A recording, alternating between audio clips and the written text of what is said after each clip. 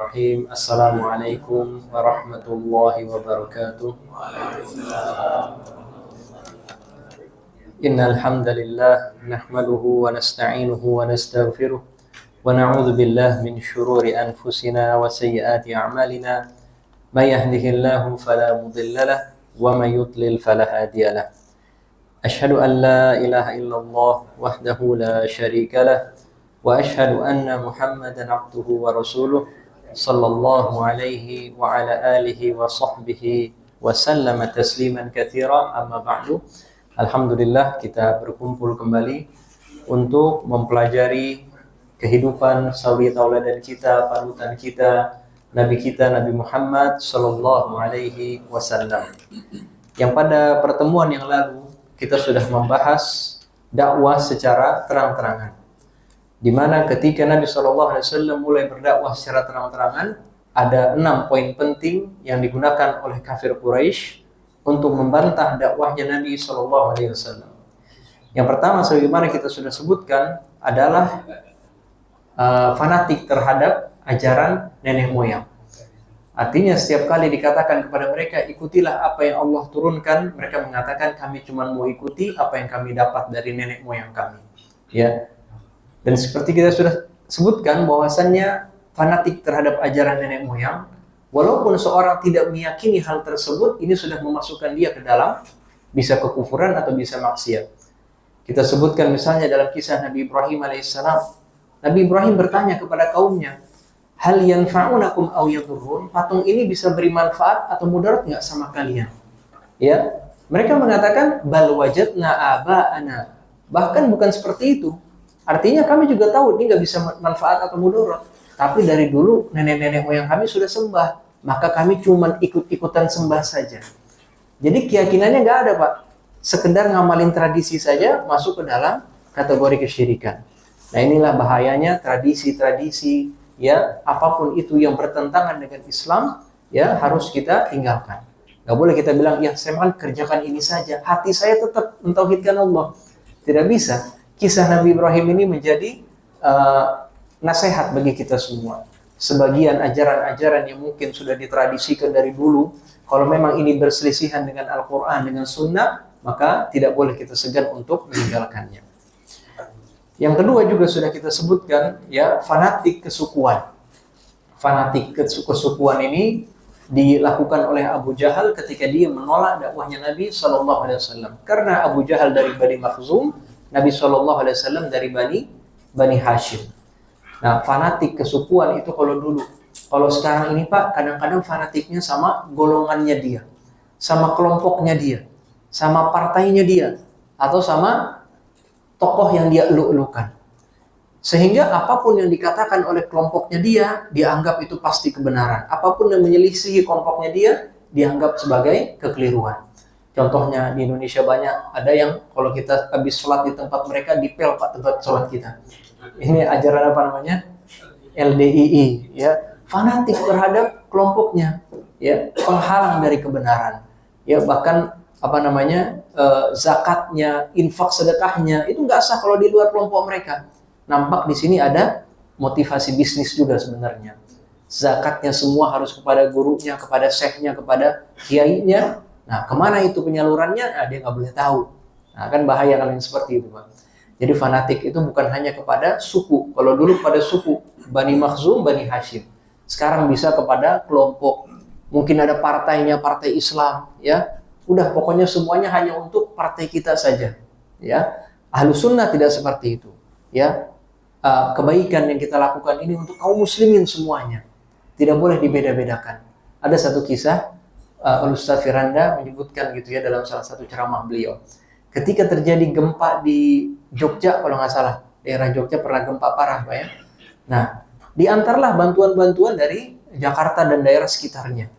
Kemudian ada yang lapor ke Ustadz, ini apa namanya, daftar orang sunnah yang akan kita bantu. Ternyata cuma 11 orang.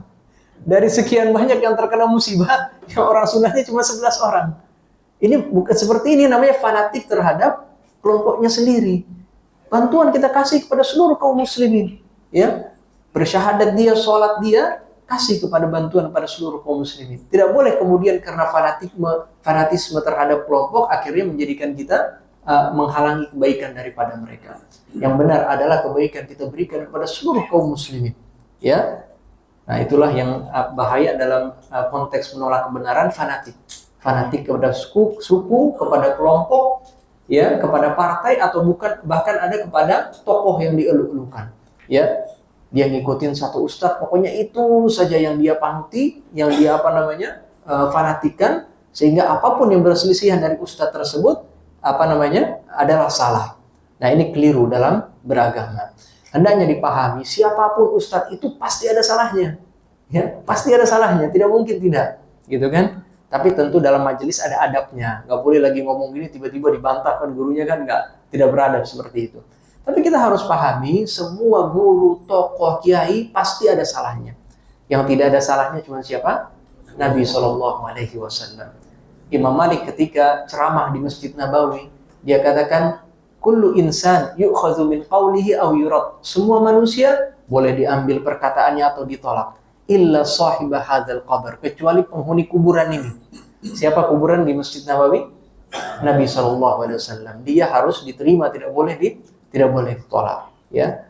Nah, seperti itu. Jadi fanatisme ini penyebab kaum kafir Quraisy menolak kebenaran yang datang dari Nabi SAW. Penyebab yang ketiga, mereka menolak tauhid. Mereka menolak bahwasanya ibadah itu hanya untuk Allah saja. Mereka yakin Allah pencipta, pemberi rizki, pengatur, menghidupkan, mematikan, tapi mereka ketika ibadah dipalingkan kepada selain Allah Azza wa Jalla. Ya. Wa idza sa'altahum man khalaqas samawati wal ardi la yaqulunna Allah. Kalau ditanya siapa ciptakan langit dan bumi, Allah. Ya, tapi ibadahnya dia serikatkan Allah dengan yang lainnya. Ibadah itu kan banyak, Pak. Seperti sudah pernah kita bahas kan, ibadah hati atau ibadah perbuatan atau ibadah lisan, satu saja kita palingkan dari selain Allah, masuk kita terjerumus dengan yang namanya kesyirikan, menyekutukan Allah. Kita sembah Allah, dalam waktu yang sama kita sembah juga selain Allah, ini namanya asyirik. Itu yang ketiga. Yang keempat adalah keingkaran mereka terhadap hari kiamat. Tidak percaya manusia akan dibangkitkan. Wa qalu in hiya illa hayatuna dunya namutu wa nahya wa ma nahnu bimab'utsin. Mereka berkata, kehidupan ini hanya di dunia saja. Kita dulunya mati, tidak ada, sekarang kita ada, wa ma nahnu bimab'utsin. Enggak mungkin kita akan dibangkitkan. Ya. Kemana sudah kita bahas bahwasannya secara logika saja hari kebangkitan itu harus ada. Ya, kita ambil contoh penjahat besar sekarang, Benjamin Netanyahu dari Israel. Dia sudah bunuh puluhan ribu kaum muslimin di Palestina. Kalau seandainya hukuman terberat dikenakan kepada dia, hukumannya apa kira-kira? Hukuman mati. Tapi kan cuma satu nyawa. Dia bunuh 60.000 nyawa. Bagaimana dengan 59.999 nyawa yang belum dia tunaikan kejahatan dia? Maka harus ada hari kiamat, ada pengadilan seadil-adilnya. Ya, innal ladzina kadzdzabu bi ayatina sawfa nuslihim nar. Orang yang mendustakan ayat-ayat kami akan kami masukkan ke api neraka. Kullama nadijat juluduhum baddalnahum juludan ghairaha liyadzuqul adab. Tiap kali kulitnya kebakar, kami ganti kulit yang baru agar dia terus merasakan azab itu. Ya, ternyata ilmuwan mengatakan yang namanya sakit itu, Pak, adanya di kulit. Ya, pembuluh-pembuluh darah yang adanya di kulit. Ya, ketika kulit ini habis, kita tidak merasakan sakit lagi. Maka Allah ganti dengan kulit baru. Habis diganti lagi dengan kulit baru. Luar biasa ayat ini. Ya, bahkan ada sebagian orang-orang kafir itu ngobrol sama seorang muslimah. Ya, dia katakan, kalau kamu tidak beriman, muslimah ini katakan, kamu akan masuk api neraka dibakar. Orang ini dengan sombongnya mengatakan, kamu tahu nggak, sensor rasa sakit itu adanya cuma di kulit. Ketika saya dibakar sekali habis, saya nggak akan lagi merasakan sakitnya, walaupun saya terus-menerus dibakar. Dibawakan oleh muslimah ini, kullama nadijat juluduhum baddalnahum juludan ghairaha liyadzuqul adab. Tiap kali kulitnya kebakar, diganti lagi dengan kulit yang baru, liyadzuqul azab, agar terus merasakan azab itu. Na'udzubillah. Ya. Nah, ini adalah hari kebangkitan. Allah di dunia saja mengatakan afanaj'alul muslimina kal mujrimin. Apakah kami samakan orang yang Islam sama orang yang jahat? Ya kan? Di dunia saja tidak disamakan, apalagi di akhirat. Maka secara logika ini harus ada yang namanya hari kebangkitan, di mana di sana ada pengadilan seadil-adilnya.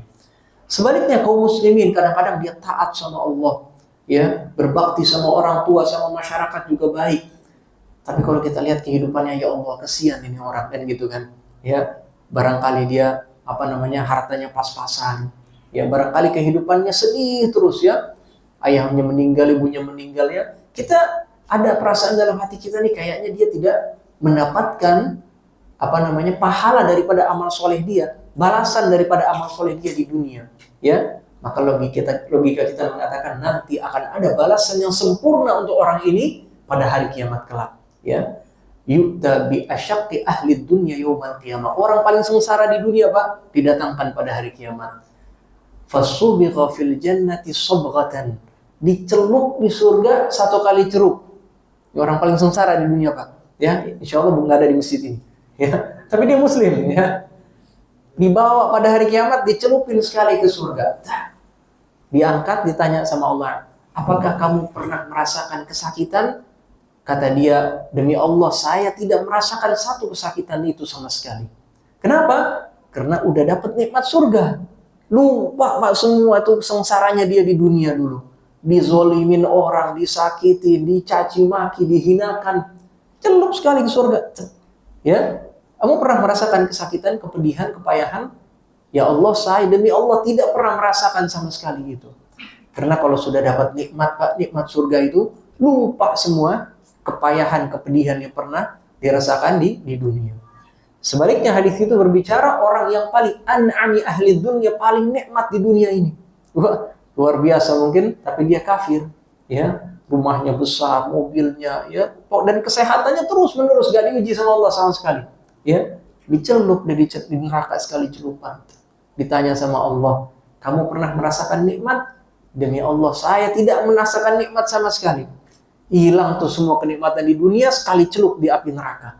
Saking pedih dan luar biasanya siksaan azab neraka itu, ya. Nah, itulah hari kebangkitan. Maka secara logika saja kita meyakini ini harus ada hari kebangkitan biar ditunaikan keadilan dengan seadil-adilnya. Minimal 17 kali kita berdoa Maliki Yaumiddin, yang merajai hari pembalasan. Kata para ulama, ketika kita baca ini, Pak, kita yakin barangkali kita mau zolim sama orang, yakin ada raja nanti hari pembalasan yang bakal balas kita kalau kita zolim sama orang. Maliki Yaumiddin, kita hayati luar biasa.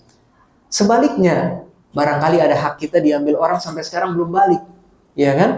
Kita baca 17 kali Maliki Yaumiddin, yang raja pada hari pembalasan, dia nanti akan tunaikan hak dia kepada saya. Yang zolim jadi nggak mau zolim, yang terzolimi jadi senang, harapan, ya. Itulah salah satu hikmah kita baca Maliki Yaumiddin pada suratul Fatihah, ya. Yang kelima adalah mereka ingkar kepada pribadinya Nabi SAW. Wa qala alladziina kafaru ma li hadzal rasul ya'kulu at-ta'ama wa yamshi fil aswaq. Kenapa rasul ini makan makanan, jalan-jalan di pasar, ya? Kenapa nggak diturunkan, ya, orang yang kaya raya seperti itu, sehingga tidak butuh lagi jualan di pasar, ya, dagang dan lain sebagainya, ya.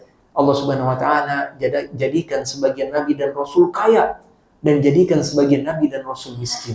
Kaya dan miskin bukan patokan kebenaran. Kaya dan miskin adalah sunnatullah, ya. Sunnatullah yang Allah gariskan, sebagian manusia memang kaya, sebagian manusia memang miskin, ya. Maka keliru juga kalau dikatakan, ya, orang Islam itu harus kaya, ya. Gak seperti itu juga, ya. Allah Subhanahu wa taala yabsutur rizqa liman yasha, dibentangkan rezeki kepada siapa yang dikehendakinya, wa yaqbid, dan juga disempitkan kepada siapa yang dikehendakinya. Ada orang kerjanya luar biasa, dia udah upgrade skill dan lain sebagainya, tapi memang takdir Allah dibatasi rezekinya oleh Allah. Wallahu latifun bi ibadi. Allah itu latif. Latif itu, Pak, lembut, halus. Allah tahu ini hambaku kalau dikasih rezeki banyak, udah nggak sholat lagi di masjid berjamaah. Kalau dibentangkan rezekinya, nggak sempat lagi tuntut ilmu seminggu sekali. Dibentangkan rezekinya, malah dia sibuk, istrinya cuma satu, rezekinya bentangkan, Nah, jadi berapa tuh? Akhirnya sama yang pertama, yang dia rintis mungkin usahanya, pecah dan lain sebagainya. Allahu latifun bi ibadi. Allah itu lembut sama hambanya. Tahulah apa yang terbaik bagi kita. Ya. Nah, Nabi SAW, Nabi kita Muhammad SAW, awal-awal periode dakwah fakir, Pak, miskin.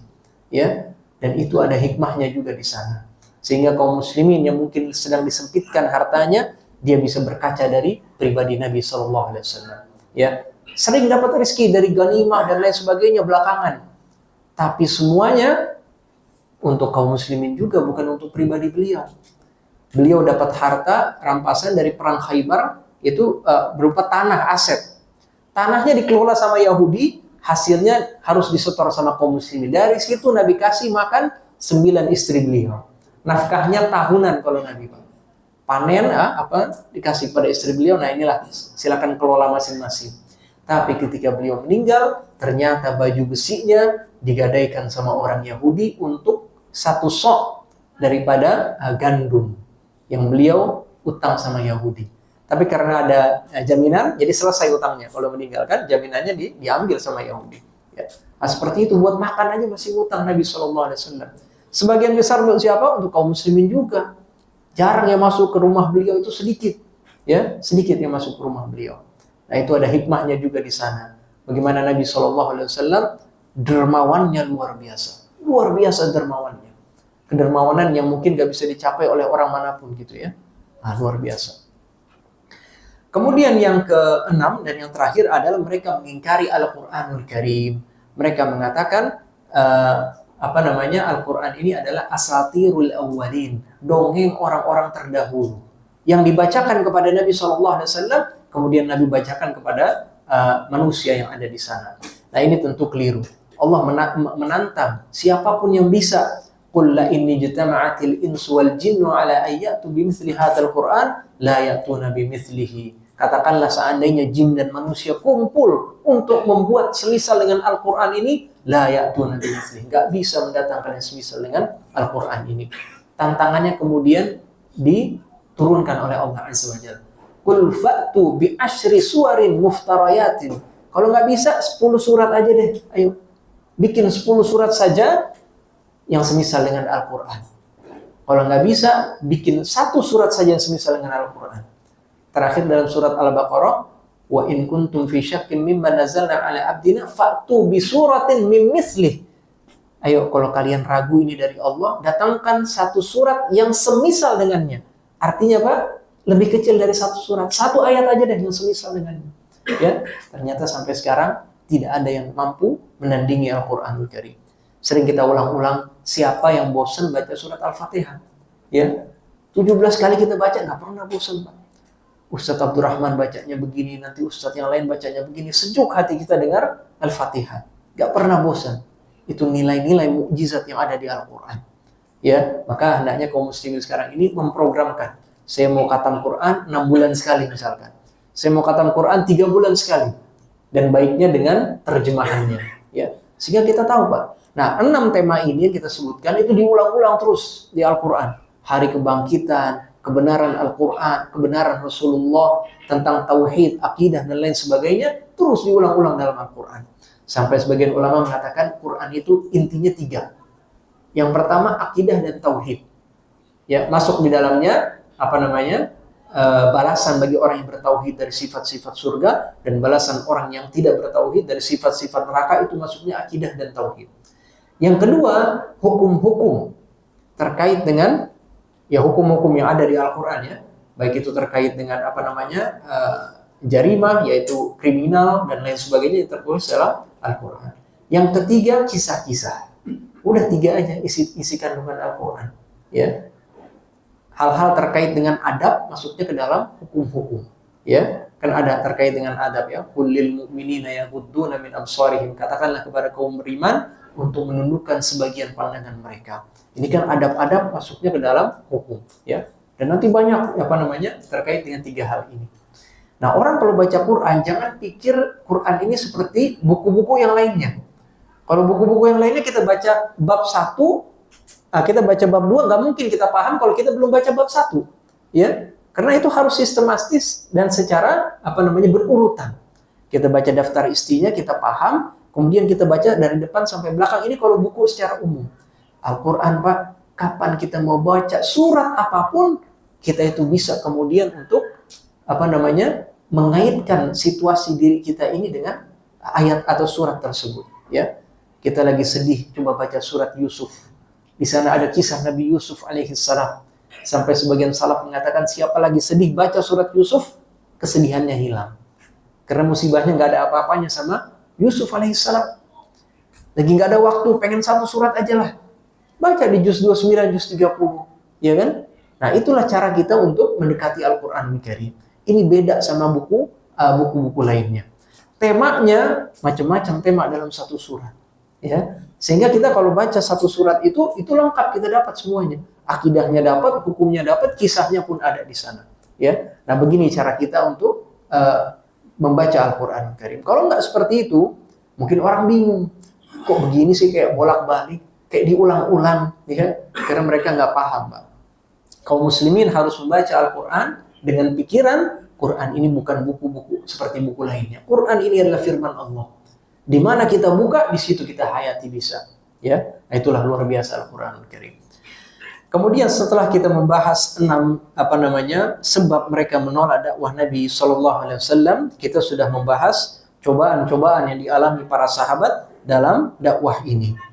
Kemarin sudah kita sebutkan bagaimana Sa'ad bin Abi Waqqas, seorang anak muda, ya masih belasan tahun ketika masuk Islam, diajak masuk Islam oleh Abu Bakar As-Siddiq. Dia ini orangnya berbakti sama ibunya beliau.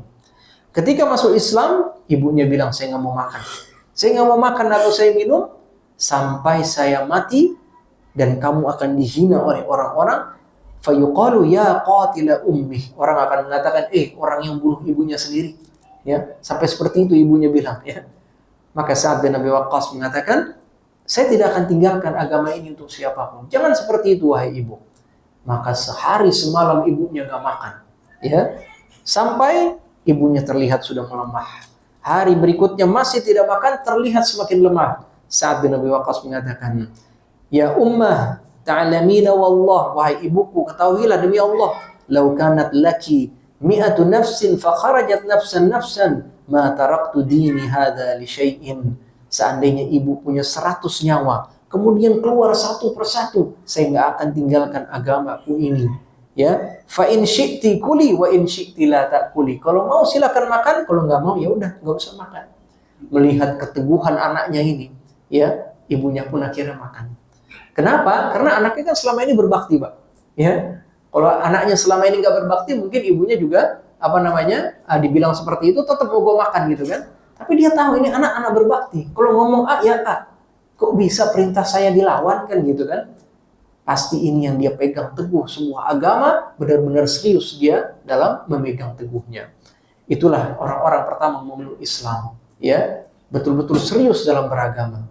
Ya, Allah mengatakan terkait Nabiullah Yahya, ya Yahya khuzil kitaba biquwwah. Wahai Yahya, peganglah Alkitab itu dengan kekuatan. Maksudnya apa? Keseriusan dan semangat. Ya, kita pegang teguh agama ini dengan keseriusan dan semangat. Ya, sebagaimana dilakukan oleh Sa'ad bin Abi Waqqas. Maka akhirnya ibunya pun makan dan Allah turunkan firman-Nya dalam surat Luqman, wa in jahadaka 'ala an tusyrika bi ma laysa laka bihi ilmun fala tuti'huma. Kalau dua orang tuamu memaksamu berbuat syirik, jangan taati keduanya. Wa sahibhuma fid dunya ma'rufa. Tapi perlakukan keduanya di dunia secara ma'ruf. Jadi walaupun mereka kafir, di dunia mesti kita tunaikan hak untuk berbakti kepada mereka. Ya, apalagi kalau ya barangkali dia melakukan maksiat, melakukan pelanggaran-pelanggaran agama, tetap sahibhuma fid dunya ma'rufa. Perlakukan keduanya di dunia dengan ma'ruf, ya. Diambil juga pelajaran la ta'ata lil makhluk fi maksiatil khaliq. Dia boleh taat kepada makhluk kalau kaitannya bermaksiat kepada Allah. Orang tua suruh kita bermaksiat, nggak boleh kita turuti, gitu kan? Ya, ketaatan hanyalah kepada hal-hal yang ma'ruf. Bahkan ulama mengatakan kalau sifatnya perintah orang tua itu pilihan saja, misalkan jangan pakai baju biru, pakai baju merah. Ini harus ditaati atau sunnah saja? Yang lebih tepat ini sunnah saja. Bukan saja, ini sunnah. Kalau kita kerjakan, maka itu kita mendapatkan pahala. Kalaupun kita tolak, ini tidak masuk durhaka gitu. Karena ini sifatnya pilihan saja. Ya, yang tidak boleh itu kalau orang tua suruh kebaikan, yang jelas-jelas kebaikan kita langgar. Ya, dia disuruh sholat nggak mau sholat misalkan. Ya, itu jelas kita berdosa kepada Allah dan berdosa kepada kedua orang tua. Satu athar dari Hasan al-Basri, ya, antat'ama ma'a walidayka khairun min haji sunnah. Kamu makan sama orang tuamu lebih baik dari haji yang hukumnya sunnah. Luar biasa, Pak. Sempatkan waktu makan sama mereka di satu meja makan lebih bagus dari haji yang sunnah, ya. Bukan haji Islam ya. Kalau haji Islam wajib gitu kan, satu kali seumur hidup. Setelah itu kan hukumnya sunnah, boleh dikerjakan, berpahala besar. Tapi besar juga pahalanya kamu makan sama orang tuamu bersama-sama. Ya, nah, itu luar biasa keutamaan berbakti kepada kedua orang tua. Berikutnya yang sudah pernah kita sebutkan, Mus'ab bin Umair. Di mana Mus'ab bin Umair pemuda yang tampan, pakaiannya bagus ya, dan senantiasa aromanya wangi. Ya, ia masuk Islam dan menyembunyikan keislamannya di rumah Arqam bin Abil Arqam. Ya, Arqam bin Abil Arqam ini uniknya Pak, dia dari Bani Makhzum juga, sukunya Abu Jahal. Tapi dia masuk Islam. Ya, dan dia rumahnya itu ada di Bukit Sofa, dekat sekali dengan Ka'bah. Kaum muslimin ngumpul di rumahnya Arqam, Nabi turunkan ayat dibacakan kepada kaum muslimin. Jadi sembunyi-sembunyi di sana. Ya, udah dakwanya sudah terang-terangan, tapi markas ini masih tersembunyi. Ya. Maka Mus'ab bin Umair diketahui oleh ibunya. Bahkan salah satu riwayat yang saya pernah baca, Mus'ab bin Umair ini saking ibunya sayang sama dia, kalau bangun pagi udah ada adonan kurma dicampur dengan minyak samin Pak di sisinya dia. Sehingga dia bangun tidur, wah sarapan udah terhidang. Dia tinggal makan. Jadi luar biasa enak hidupnya Mus'ab bin Umair ini. Tiba-tiba Nabi SAW melihat Mus'ab bin Umair masuk ke Masjidil Haram, ya. Pakaiannya ditambal dengan kulit, ya, udah nggak dapat fasilitas lagi dari ibunya, sampai pakaiannya robek, tambal sama kulit, ya. Padahal dahulunya ia adalah pemuda yang paling mewah dan berada.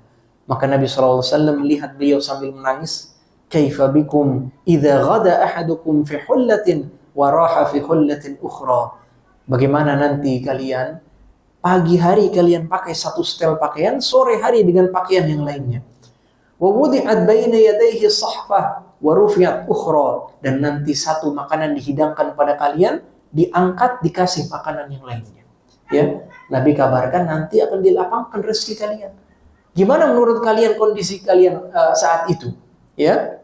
Wa satartum buyutakum kama tustarul Ka'bah, dan kalian akan hiasi rumah kalian sebagaimana Ka'bah dihias. Mereka menjawab, nahnu yawma idzin khairun natafarragu lil ibadah. Pasti hari itu kami lebih baik wahai Nabi. Kami fokus saja ibadah, ya. Enggak usah pikirin lagi tentang pakaian dan makanan.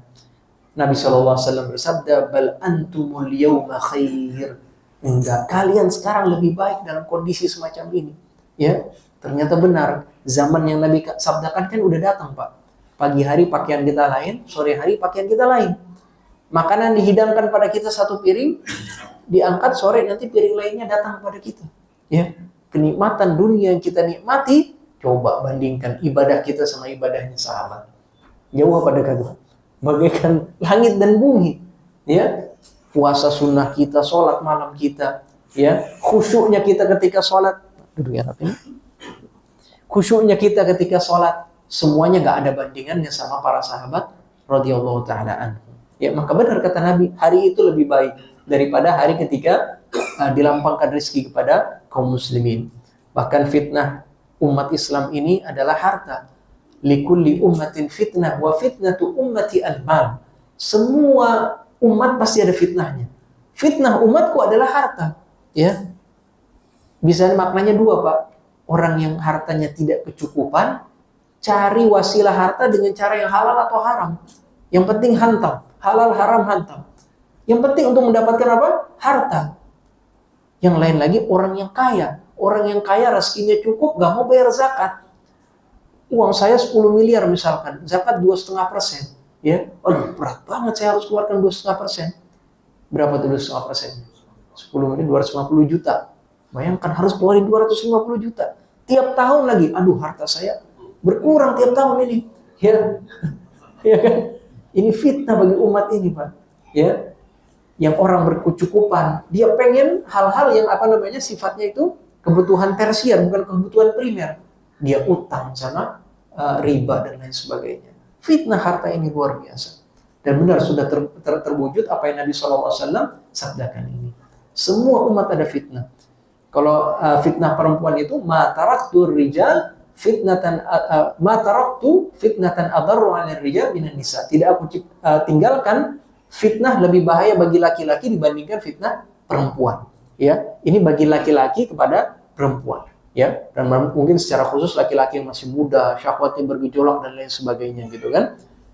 Dan laki-laki yang belum menikah. Artinya ini khusus untuk beberapa kalangan saja. Tapi kalau fitnah harta semuanya kena. Kaya, miskin, laki, perempuan, tua, muda juga semuanya kena. Ya, kata Nabi SAW dalam satu hadis. Syaba ibnu Adam, anak Adam itu beruban. Wa syabba ma'ahu khislatan. Tapi bersama dengan ubannya ada dua hal yang semakin muda dalam diri dia. Ya, yang pertama adalah al-hirsu, rasa tamak, dan yang kedua adalah hubbur ri'asa, senang tampil atau senang kedudukan posisi jabatan. Ya, semakin tua malah kemudian semakin pengen dapat jabatan, pengen dapat posisi. Semakin tua, malah semakin kemudian dia itu rakus dalam mengkonsumsi dunia ini. Ya, tentu ini Nabi SAW sabdakan seperti itu bukan berarti kita harus ya udahlah Nabi sudah sabdakan seperti itu. Tapi kita harus lawan sifat ini dalam diri kita. Lawan sifat ini dalam diri kita. Nabi kabarkan yang akan terjadi, tapi syariatnya ya harus dilawan dua sifat ini. Ya, itu adalah Mus'ab bin Umair. Selain Mus'ab bin Umair kemarin sudah kita ceritakan Abdullah bin Mas'ud yang baca Quran secara terang-terangan di hadapan kafir Quraisy, surat Ar-Rahman. Ar-Rahman 'allamal Quran, ya. Maka orang-orang kafir Quraisy memukuli Abdullah bin Mas'ud sampai dia babak belur. Ya. Saat pulang ke teman-temannya bilang, kan sudah kami bilang jangan baca Quran di depan mereka. Kamu habis ini dipukulin. Kata Abdullah bin Mas'ud, kalau kalian mau besok saya ulang lagi. Ya, nggak bisa ini. Kalau kalian mau besok saya ulang lagi. Luar biasa Abdullah bin Mas'ud. Salah satu pelajaran ya yang saya dapat dari Ustaz Firanda, dulu kaum muslimin baca Quran susah, ya kan? Baca Quran didengar bisa dipukulin, baca Quran didengar ya bisa diganggu dan lain sebagainya. Kita sekarang zaman bebas, tidak ada ketakutan baca Quran. Tapi kadang-kadang kita malu baca Quran, benar nggak? Lagi adzan dan iqomat, ini ada waktu kita untuk baca Quran ya. Ada waktu kita untuk baca Quran di mana mungkin ada waktu, baca aja Quran. Jangan terlalu pikirin pandangan orang lain. Ya, jangan terlalu pikirin pandangan orang lain, ya. Barangkali kita lagi jalan, apa yang kita hafal gitu kan, naik motor, naik mobil, baca, ya. Nah, makanya kalau semakin kita banyak hafalan kan enak, Pak. Sambil jalan sambil bisa murojaah, ya kan. Apa sih ayatnya setelahnya kan itu jadi manfaat bagi kita, ya. Itu yang ketiga, Abdullah bin Mas'ud. Nah, orang-orang ini adalah orang-orang yang lemah di antara kaum muslimin. Tapi orang yang kuat, dia akan diteror oleh orang dari sukunya sendiri. Misalkan Utsman bin Affan. Utsman bin Affan dari Bani Umayyah, ya. Ketika pamannya tahu dia masuk Islam, Utsman bin Affan diikat dengan satu tikar dari pohon kurma, dari daun pohon kurma, lalu dia diasapi, dibakar, kemudian dibikin sesak dengan asap gitu. Disuruh dia untuk murtad, keluar dari agamanya Muhammad SAW, ya. Tapi terus Utsman bin Affan teguh, ya. Utsman bin Affan ini orang kaya dari suku terpandang Bani Umayyah, tapi tetap dia juga mendapatkan perlakuan seperti itu dari Bani Umayyah, ya. Selain Utsman bin Affan, Bilal bin Rabah, ya. Nah, ini kisah yang sangat masyhur, ya. Bilal bin Rabah adalah budak milik Umayyah bin Khalaf. Umayyah bin Khalaf punya budak lain selain Bilal bin Rabah. Ketika dia tahu Bilal masuk Islam, Bilal bin Rabah diikat tali lehernya. Kemudian tali kekangnya itu dikasih kepada anak-anak yang main-main di kota Mekah. Sehingga ditarik itu Bilal bin Rabah sampai ke pegunungan-pegunungan Mekah hingga tali itu pun membekas di lehernya. Disuruhnya satu, murtad kamu sama agama Nabi Muhammad, ya, sallallahu alaihi wasallam. Dipermainkan seperti itu ya sama anak-anak, yang mungkin anak-anak nggak ngerti gitu kan. Akhirnya ditarik ini budak, dan dulu kan perbudakan memang sesuatu yang biasa gitu kan. Maka ditarik Bilal sampai ke pegunungan Mekah. Dan Bilal tidak bisa membalas karena seorang budak gak boleh durhaka sama majikan. Ya, walaupun majikannya kemudian orang yang kafir. Satu-satunya cara masuk dalam perbudakan adalah kalau kalah perang. Na'udzubillah, kalau kaum muslimin kalah perang, orang-orang kafir misalkan mau menjadikan kita tawanan perang, maka jadilah kita budak kepada mereka. Ya, ketika sudah menjadikan budak, ya, fasahlah, terpisahlah seorang suami dengan istrinya.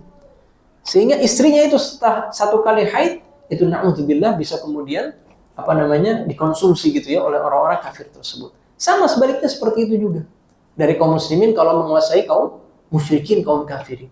Ya, nah inilah perbudakan ya. Islam berusaha untuk menghilangkan perbudakan. Ya, sebagian mengatakan bukan menghilangkan, tapi mengecilkan perbudakan. Kalau kafarat itu Pak, merdekakan budak. Kita bersumpah, kita langgar sumpah kita, merdekakan budak. Ya kan? Nah ini kan biar perbudakan itu semakin sedikit. Kalau nggak salah di awal abad 20, Arab Saudi membatalkan yang namanya perbudakan. Dulu ini masih ada di Saudi itu. Ketika sudah dibatalkan, ya sudah tidak ada lagi yang namanya perbudakan. Tapi sebenarnya secara syariat masih berlaku. Kalau terjadi jihad gitu ya, kita berhasil mengalahkan, itu pilihannya boleh dibebasin saja, atau dijadikan tawanan, harus ditebus sama musuh, atau dijadikan budak untuk bekerja sama dia. Ya ada plus minusnya Pak. Umar bin Khattab itu Pak radhiyallahu taala anhu dibunuh sama budak. Budak dari Persia dibawa. Dikalahkan orang-orang Persia, dibawa. Lihat bagaimana dendamnya di budak sama Umar bin Khattab. Ya. Dan dia jago membuat alat-alat gitu. Jago buat alat-alat. Dia bunuh Umar bin Khattab dengan pisau bermata dua. Ya. Nah, itulah salah satu plus minusnya perbudakan, plus minus perbudakan. Ya. Dan dia tidak masuk Islam, artinya tetap dalam agamanya dia, gitu kan? Nah itu banyak menyimpan dendam kepada kaum muslimin. Dan pada kali lainnya Bilal bin Rabah ketika panas yang terik diseret ke tengah padang pasir, dilemparkan ke atas pasir-pasir yang sangat panas, ya. Lantas budak-budak yang lainnya disuruh ambil batu yang besar. Ini harus beberapa orang ambil batu besar itu diletakkan ke atas dadanya Bilal bin Rabah. Majikannya mengatakan, "Wallahi takunu ala hadha hatta tamut atau takfur bi Muhammad ta'budul Lata wal Uzza." Kamu akan terus begini sampai kamu mati, atau kamu kafir sama Muhammad, kembali lagi sembah Lata dan Uzza. Bilal menjawab, Ahad, Ahad, satu Tuhan. Ya, ini kalimat yang paling dibenci oleh Umayyah bin Khalaf. Tapi Bilal tahu, makanya dibikin kesal Umayyah bin Khalaf. Ahad, satu gitu kan. Sampai akhirnya Abu Bakar As-Siddiq melewati Umayyah bin Khalaf. Dia mengatakan kepada Umayyah bin Khalaf, "Ala tattaqillah fi hada?" Tidakkah kamu takut kepada Allah perlakukan budak seperti ini? Ya. Maka Umayyah bin Khalaf mengatakan, "Anta afsadtahu fashtarihi minni." Kamu yang rusak akidah dia, ya. Ayo beli dari saya ini budak. Maka Abu Bakar As-Siddiq menukar Bilal bin Rabah dengan seorang budak hitam milik Abu Bakar As-Siddiq, ya. Sebagian riwayat mengatakan Umayyah bin Khalaf kasih harga tinggi. Abu Bakar nggak tawar, langsung dibayar. Umayyah bin Khalaf mengatakan, "Kalau kamu tawar dengan harga lebih murah, saya kasih. Ini saya udah nggak suka sama dia." Apa kata Sayyidina Abu Bakar As-Siddiq? "Kalau kamu kasih harga lebih mahal dari itu, saya bayar." Luar biasa. Sampai Nabi mengatakan, ma nafa'ani malu Abi Bakrin. Gak ada harta yang lebih manfaat bagi saya selain hartanya Abu Bakar As-Siddiq. Abu Bakar dengar ini nangis, "Ya Rasulullah, hal nafsi wa mali illa laka." Jiwaku dan hartaku untuk kamu wahai Nabi. Ya. Maka Abu Bakar As-Siddiq, kenapa hartanya sangat bermanfaat? Karena di awal-awal Islam. Barangkali nanti banyak yang infak lebih dari Abu Bakar As-Siddiq. Tapi ketika sangat dibutuhkan, dialah kemudian yang menopang dakwahnya Nabi SAW. Dan ini bukan hanya Bilal bin Rabah. Budak-budak lainnya disiksa, Abu Bakar lihat, beli merdekakan. Dan dibeli dimerdekakan gitu. Sehingga mereka punya gelar Maula. Selamanya Bilal dikenal dengan Bilal Maula Abi Bakrin, mantan budaknya Abu Bakar. Maula itu udah bukan budak, cuman dia berhutang jasa sama orang yang merdekakan dia. Maka senantiasa dia akan setia, membela, membantu sampai akhir hayatnya. Ya. Dalam kisah lainnya, Yasir adalah keluarga Maula, nah keluarga mantan budak. Dia milik Bani Makhzum, sukunya Abu Jahal. Yasir, istrinya namanya Sumayyah, anaknya bernama Ammar. Tiga orang ini sekeluarga diseret ke padang pasir, disiksa di tengah panasnya padang pasir, hingga Yasir, bapaknya Ammar, meninggal dunia. Sumayyah, ibunya Yasir, ya, ditombak oleh Abu Jahal, sang musuh Allah, dalam kemaluannya gitu ya, sampai kemudian meninggal dunia. Dan Nabi menyaksikan gak bisa ngapa-ngapain. Dia mengatakan, sabran ala Yasir, sabar ya keluarganya Yasir, fa inna mau'idakumul jannah, tempat kembali kalian pasti adalah surga. Dijamin surga oleh Nabi SAW. Ya.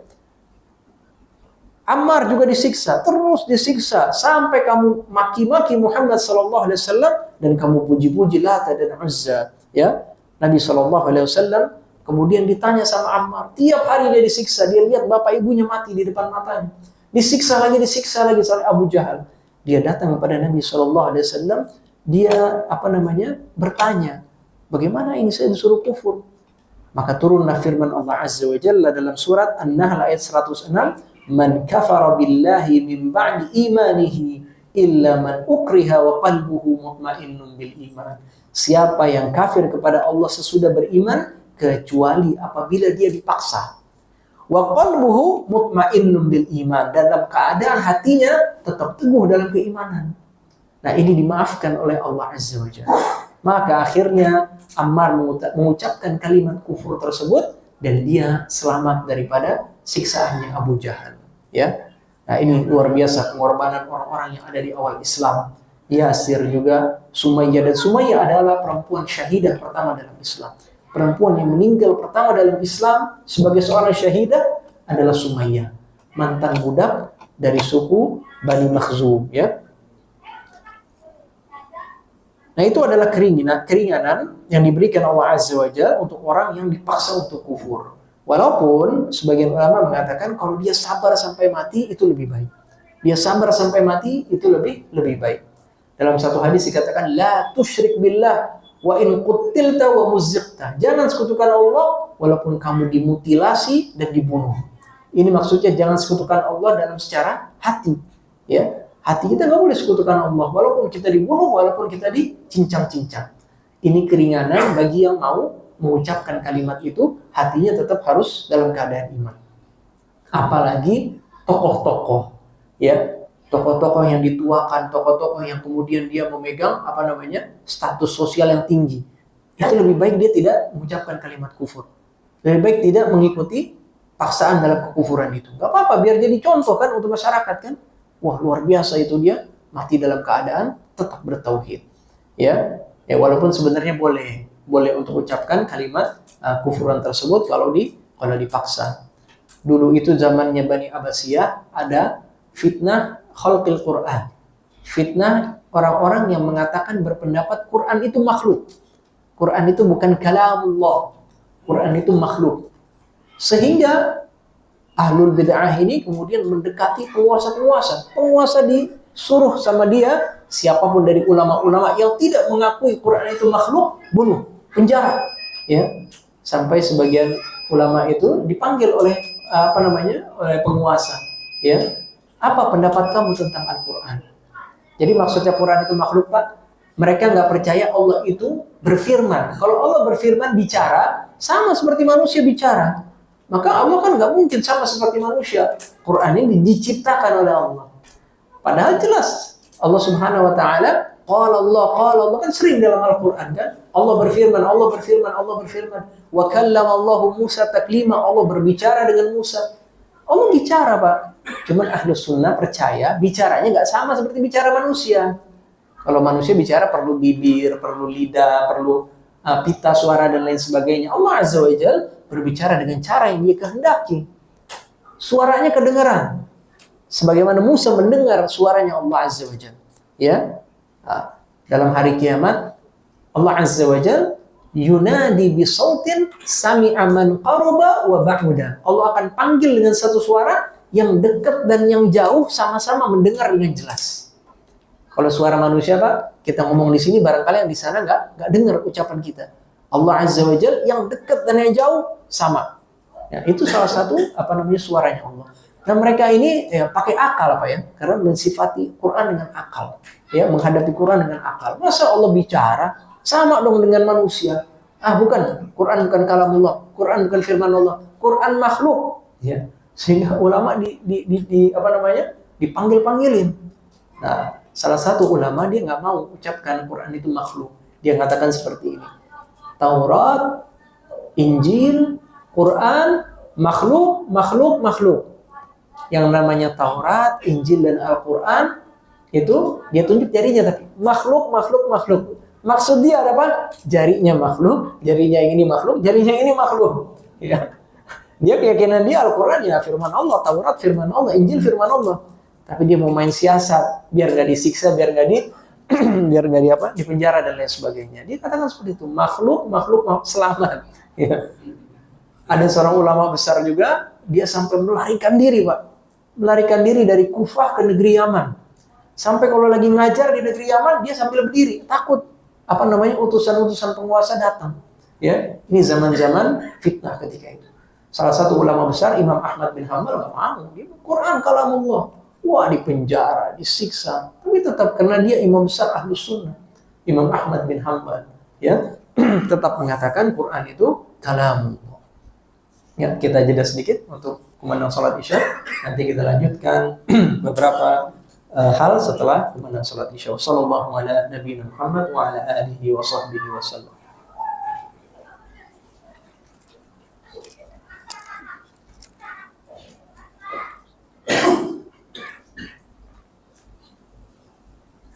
Baik.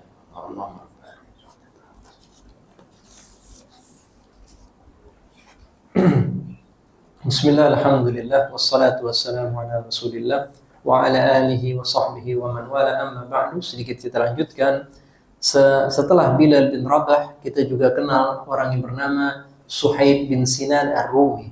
Suhaib bin Sinan disiksa. Nah, ini orang-orang yang bukan dari bangsa Quraisy ya, mantan-mantan budak dan lain sebagainya, itu disiksa hingga kehilangan kesadarannya. Begitu juga Abu Fakihah, budak milik Bani Abduddar, diseret di pasir dengan kakinya terikat dan dia juga dicekik, diseret terus di pasir hingga setelah selesai disiksa, kaumnya mengira dia sudah mati. Abu Bakar As-Siddiq lagi-lagi lewat, dibeli Abu Fakihah ini, langsung dimerdekakan oleh Abu Bakar As-Siddiq. Khabbab bin Arad, seorang budak milik Ummu Anmar, ya, bin Siba al-Khuzaiyah.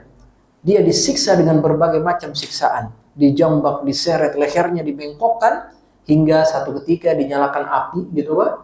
Kemudian api ini punggungnya Khabbab bin Arad ditimpakan ke api tersebut, kemudian diseret sampai obor atau bara api itu padam. Maka meninggalkan satu bekas lubang di punggungnya Khabbab bin Arad sampai nanti orang-orang anak-anak kecil suka main-main itu bekas lubang yang ada di pundaknya Khabbab bin Arad. Luar biasa siksaannya, ya. Kemudian kita juga kenal orang perempuan-perempuan yang masuk Islam dari karangan budak seperti Zunairah, Nahdiyah dan juga putrinya serta Ummu Ubais, ya, mereka masuk Islam, kafir Quraisy siksa mereka, Abu Bakar As-Siddiq lewat, kemudian dibeli semuanya, dimerdekakan oleh Abu Bakar As-Siddiq. Sampai bapaknya Abu Bakar As-Siddiq namanya Abu Quhafah, dia mengatakan, kenapa kamu beli budak-budak yang lemah, ya, yang gak bisa kerja dan lain sebagainya? Beli dong budak-budak yang kuat gitu kan. Maka Abu Bakar As-Siddiq jelaskan, dia bukan membeli budak-budak itu untuk bekerja, ya, dibeli untuk diselamatkan daripada siksaan kaumnya, kemudian dimerdekakan. Luar biasa pengorbanan Sayyidina Abu Bakar As-Siddiq di awal-awal Islam, ya. Kemudian, ya, Khabbab bin Arad yang tadi disiksa, pada suatu ketika dia mendatangi Nabi SAW. Ini di awal-awal Islam, di awal-awal dakwah secara terang-terangan, banyak siksaan dan lain sebagainya. Ketika itu beliau sedang bernaung di bawah Ka'bah dengan menutup kepala beliau dengan selembar kain. Kaum musyrikin sudah banyak menyiksa kaum muslimin. Sampai Khabbab bin Arad mengatakan, "Ya Rasulullah, ala tastansir lana?" Kenapa engkau tidak minta kemenangan untuk kami, wahai Rasulullah? Maka beliau lagi duduk senderan, tiba-tiba duduknya tegak. Wahmarra wajhuhu, wajah beliau merah.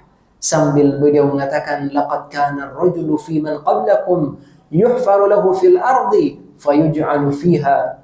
Dulu ada orang-orang sebelum kalian digalikan satu lubang bagi dia, kemudian dia dimasukkan ke lubang tersebut, fayuja'u bil minsyar, kemudian dibawa gergaji besar, fayudau ala mafraqa ra'sihi fayushaqqu nisfaini, ditaruh di tengah kepalanya, dibelah jadi dua bagian.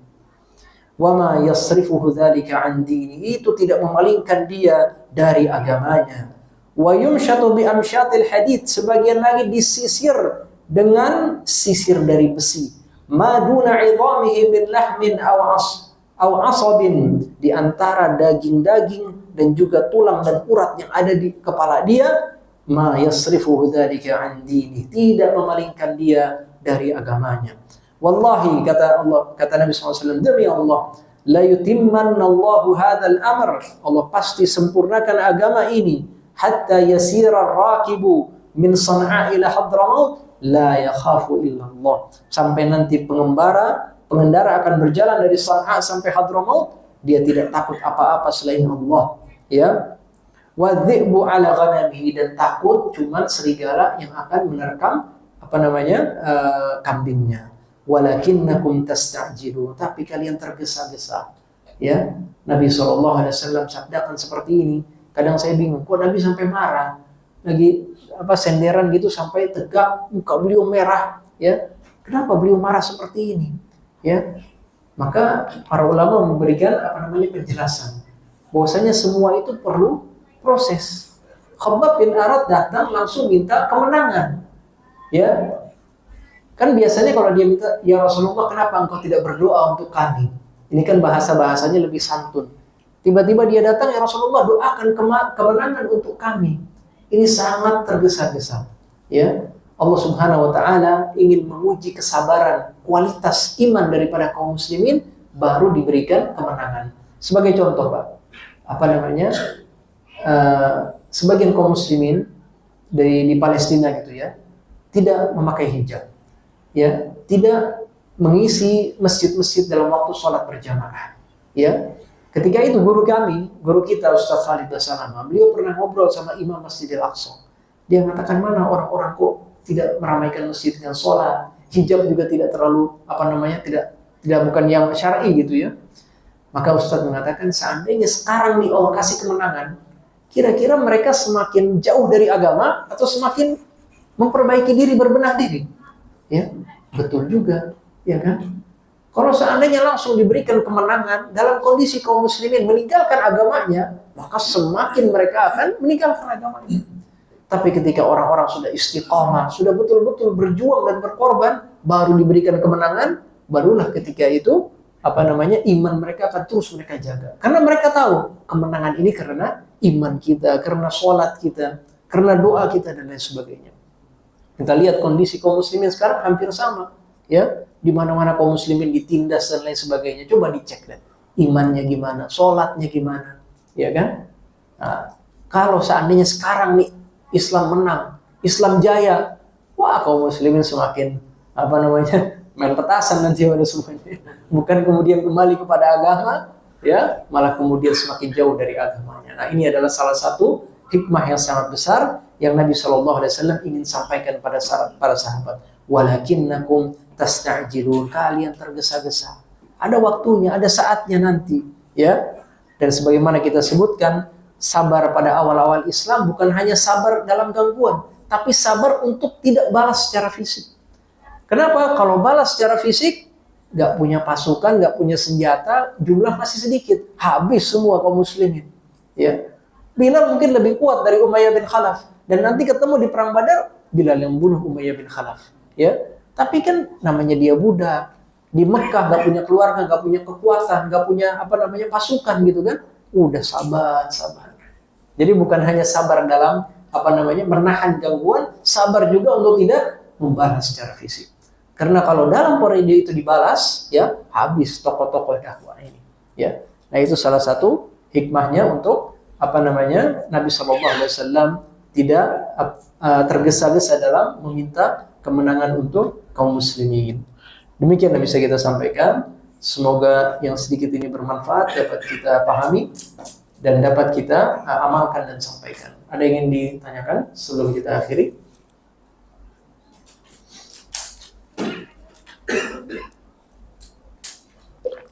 Cukup jelas ya? Kalau gitu kita tutup dengan kafaratul majlis. Subhanakallahumma wa bihamdika asyhadu an la ilaha illa anta astaghfiruka wa atubu ilaik. Walhamdulillahirabbil alamin. Wassalamualaikum warahmatullahi wabarakatuh.